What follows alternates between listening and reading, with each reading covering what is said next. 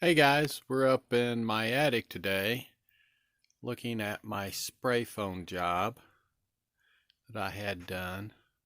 Had it professionally sprayed in. Oh, that's not going too fast. Come over here. We'll focus in on the fact that it's like 82 degrees in here. Had it completely sealed in. We didn't have to pull the insulation out that was on the ceiling because it was a newer insulation. It's just fine up here. It's a 90-degree day already. It's already cooking outside here in Texas. Here's a porch that they blew the insulation into. And this is a wall of my living room right here. The reason why we did this was to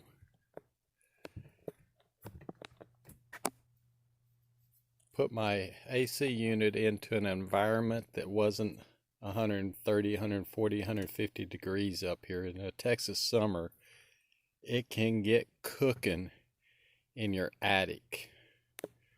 So this is my HVAC unit. Tomorrow we're having a AC guy come in, and he's going to install this UV light to help maximize the reduction of germs, bacteria, and mold. And I thought I might be able to install this myself, but I didn't want to catch my house on fire. I got to know my limitations. I have noticed a dip in the electric bill since we had this put in.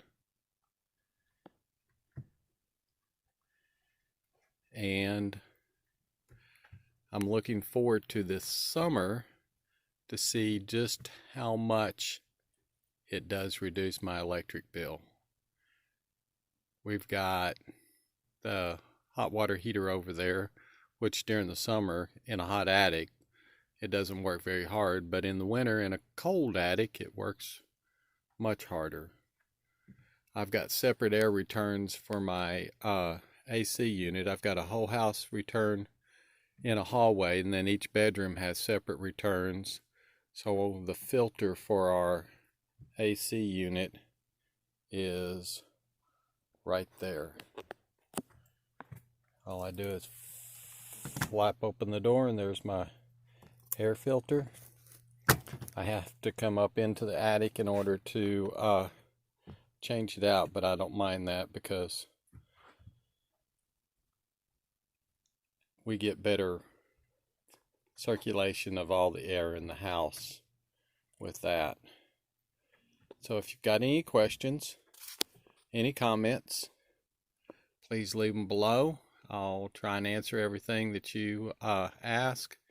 And like this video, and who knows what I'm going to do with the channel, so subscribe and see what's coming in the future. Thank you for watching.